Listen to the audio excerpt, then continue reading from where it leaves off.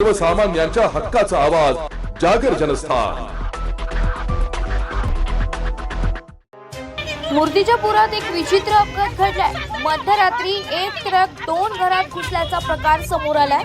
अकोला जिल्ह्याचे जिल्हा पोलीस अधीक्षक अर्चित चांडक यांनी नव्याने पदभार स्वीकारताच अवैध वाहतुकीवर आळा घालण्यासाठी कंबर कसली असली तरी राष्ट्रीय महामार्गावर सुसाट वेगाने धावणाऱ्या वाहनधारकांवर आळा घालण्यात पोलीस प्रशासन कुमकुवत पडत असल्याचे नुकत्याच मूर्तिजापूर येथील राष्ट्रीय महामार्गालगत असलेल्या भीमनगर येथे मध्यरात्री झालेल्या विचित्र अपघातावरून स्पष्ट होत आहे।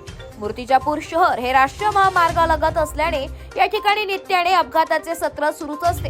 मात्र शुक्रवारी दिनांक 30 मेच्या मध्यरात्री 12:30 ते 1 वाजेच्या सुमारास भीमनगर स्थित राहणारे रंजिता गजानन चौधरी व लखन पवार हे साखर झोपेत असताना त्यांच्या राहत्या घरावर नागपूर वरून अकोल्याच्या दिशेने शेतीचे औषध व सिरॅमिक घेऊन जाणारा ट्रक क्रमांक MH14 AU 9598 अचानक सुसाट वेगाने येत धडकल्याने मोठा अपघात घडला। या दुर्घटनेत सुदैवाने कुठलीही जीवितहानी झाली नसली तरी रंजना चौधरी व लखन पवार यांच्या घराचे लाखोंचे रुपयांचे नुकसान झाले। अपघात एवढा प्रचंड होता की सुसाट वेगाने आलेला ट्रक चक्क घरात शिरला व ट्रक घरावर पलटी झाला। या अपघातात रंजना चौधरी यांच्या राहत्या घराचे एक रूम, शौचालय, बाथरूम यावर भिंत, घरातील भांडे यांचे प्रचंड नुकसान होऊन ट्रक खाली दबून पडले। मात्र या घटनेत नुकसानग्रस्तांना सहकार्य करण्याऐवजी मूर्तिजापूर शहर पोलीस दबाव टाकीत असल्याचे रंजना चौधरी यांनी प्रसार माध्यमांच्या प्रतिनिधींशी बोलताना व्यक्त केले। नेमका आरोपीस मूर्तिजापूर शहर पोलीस पडद्याआड का घालत असावेत असा प्रश्न सर्वसामान्य नागरिकांना पडला असून विद्यमान आमदार हरीश पिंपळे यांनीही सदर नुकसानग्रस्तांना सहकार्य करण्याचे आदेश पोलिसांना दिल्यावरही पोलीस प्रशासनाचे कर्मचारी आमदारांच्याही आदेशाला जुमानत नसल्याने पोलिसांच्या कार्यावर प्रश्न उपस्थित होते।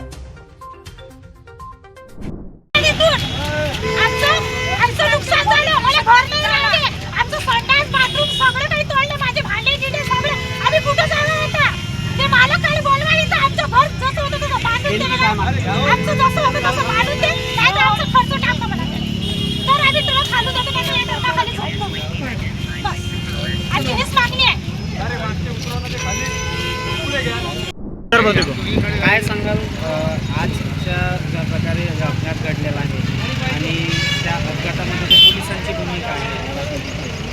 काल रात्री 1 वाजता संतुलन खराब झाल्यामुळे ते ट्रकाने तिथे धडक दिले आणि ते घराचं जे नुकसान झालेलं आहे सुदैवाने जीवितहानी कोणती झालेली नाही आहे।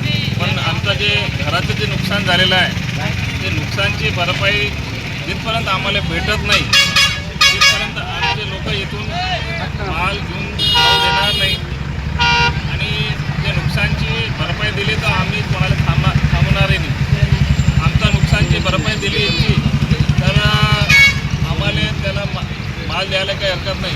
पोलीसवाल्याची भूमिका आज इथे अशी दिसत आहे की ते व्यापाऱ्याकडून जेव्हा ते दुकानदाराचे आहे ते माल घेऊन जाणार ते गडबड करून राहिले।